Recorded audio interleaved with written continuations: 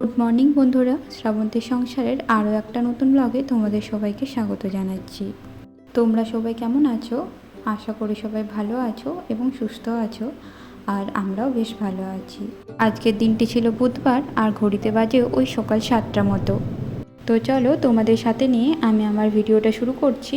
সাথে থেকো, আর কেমন লাগছে অবশ্যই জানিও।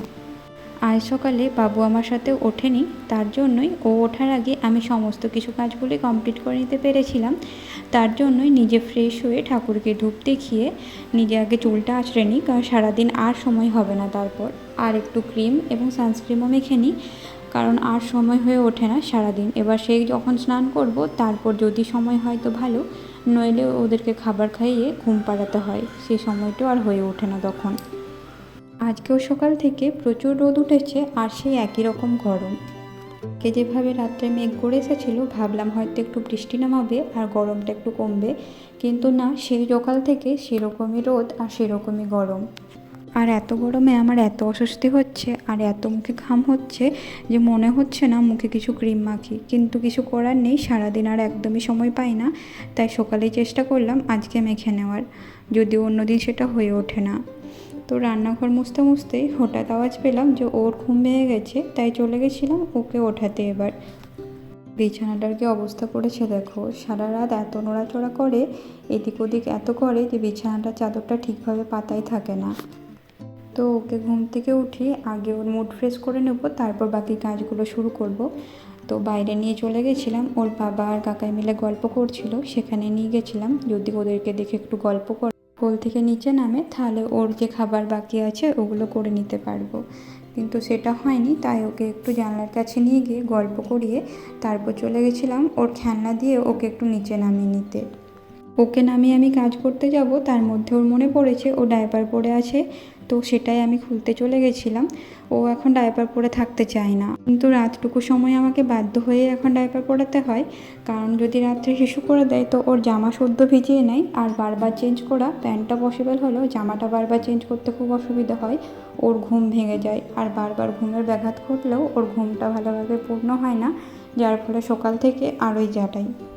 তো ডায়পার খুলিয়ে ওকে হিসু করিয়ে চলে গেছিলাম বিছানা গোছাতে। বিছানাটার অবস্থা দেখেইছো, খুব বাজে হয়ে আছে, তো সেটা একটু গুছিয়ে নিচ্ছি।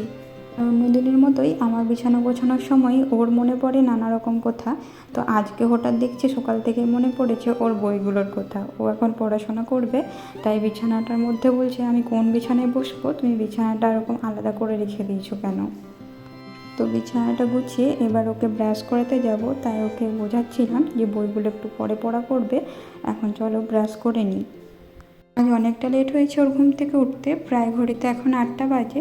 আর কালকে তাড়াতাড়ি শুয়েও গেছিলো রাত্রেবেলায়, তো অন্যদিন 9:30 10টা ঘুমোতে হয়ে যায়, কিন্তু কালকে আবার 8টার মধ্যেই ঘুমিয়ে গেছিলো।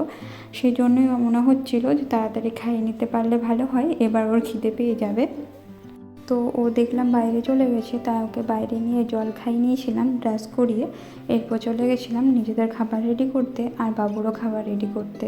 তার জন্য একদিকে চাল বসিয়ে নিচ্ছি আর একদিকে বাবুর দুধ গরম করে নেব। কাল থেকে শুরু করেছে ওকে গরুর দুধ দেওয়া, আসলে কাল নয়, ওকে আগের থেকেই গরুর দুধ দিতাম, কিন্তু এখানে 1 মাস গরুর দুধ পাইনি বলেই দিতে পারিনি, তাই যেটা ডক্টর প্রেসক্রাইব করা ছিল আর আগের থেকে কিনেও রাখা ছিল ওই দুধটা ওকে এতদিন খাওয়াচ্ছিলাম। সেটা শেষ হয়ে যাওয়ার পর আর এতদিন খোঁজ নিচ্ছিলাম যে কোথায় ভালো গরুর দুধ পাবো এখানে, তো সেটা খোঁজ পাওয়ার পর কাল থেকে ওকে শুরু করে গরুর দুধ খাওয়ানো। যাই হোক, সেটাই ছেঁকে নিচ্ছিলাম আর তাড়াতাড়ি রান্নাও চাপিয়ে নিয়েছিলাম। আজকে আবার গল্প করতে করতে এতটাই দেরি হয়ে গেছে যে ঘড়িতে সময়ই দেখিনি, আজ 11টা বেজে গেছে, অথচ এখনও পর্যন্ত রান্না চাপেনি আমার। আর একদিকে আমি রান্নার কাজ করছি আর ওর বাবা ডিউটি চলে গেছে, আর একদিকে ছেলে কান্না করছে কোলে নাও বলে। এরকম সিচুয়েশনে যে কী মনে হয় সেটা আর বলে বোঝাতে পারবো না, যারা এরকম সিচুয়েশন ফেস করে থাকো তারাই জানবে।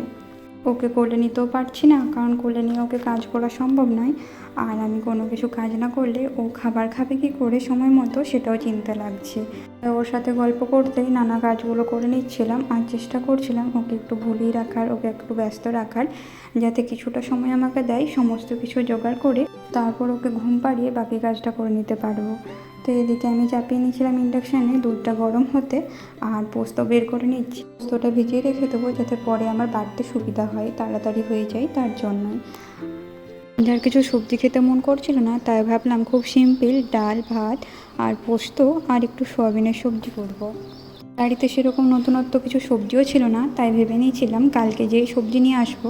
আর রাত্রের দিকে যাব না সবজি কিনতে, রাত্রের দিকে আবার সবজিগুলো ভালো পাওয়া যায় না।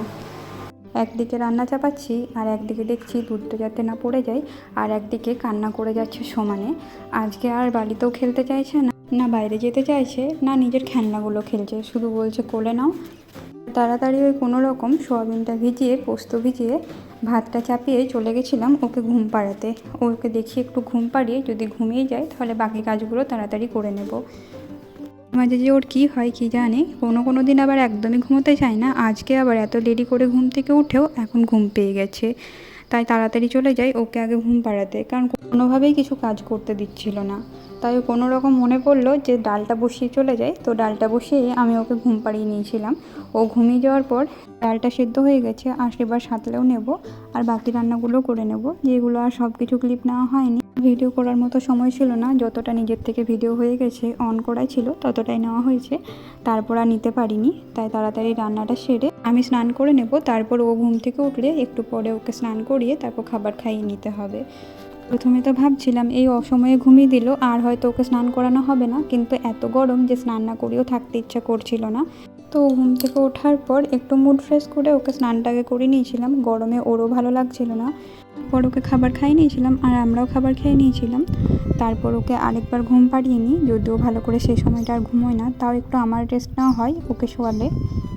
বিকেলে ঘুম থেকে উঠে খাবার খেয়ে আবার চলে গেছিলো বাবার সাথে বেরো করতে। আর ওদেরকে ঘুরতে পাঠিয়ে আমি আমার কিছু কাজগুলো করে নিই, কারণ আমিও একটু সন্ধেবেলায় বেরোবো, আমার কিছু কাজ আছে, টুকিটাকি কিছু কেনার আছে। তাই আগে বললাম ওকে ঘুরিয়ে নিয়ে এসো, তারপর আবার সন্ধেবেলায় বেরোবো। আমি রুটিটা করে রেখে দিয়েছিলাম, এরপর চলে গেছিলাম সন্ধেবেলায়, একটু কিছু ছোটোখাটো কেনাকাটা ছিল, যাই হোক সেটা করে এসে বাড়িতে ও করে নিচ্ছিল চিকেন রান্নাটা, আর আমিও একটু মশলা বেটে ওগুলো দিয়ে দিচ্ছিলাম সমস্ত কিছু। তো প্রথমে আমি মিক্সিতে পেস্ট করে নিয়েছিলাম আদা রসুন, তারপর দিয়েছিল হলুদ, জিরে গুঁড়ো, ধনে গুঁড়ো, একটু টক দই আর একটু নুন, সামান্য তেল আর একটু চিকেন মশলা, আর দিয়েছিল গোলমরিচ গুঁড়ো, কাশ্মীরি লাল লঙ্কা গুঁড়ো। তারপর ম্যারিনেট করে রেখে দিয়েছিল ওই আধ ঘন্টার মতো, ততক্ষণ আমি পেঁয়াজগুলো কেটে নিচ্ছিলাম। জানো তো এখানে থাকলে ওই চিকেন মাটন কিংবা চানা এসব রান্না হলে ওই করে থাকে, আমি শুধু একটু হেল্প করে দিই, আর কিছু আমার কাজ থাকে না। এইসব রান্নাও খুব ভালো করে, তাই ওর উপরই দায়িত্ব দিয়ে দিয়েছি এসবগুলো করার।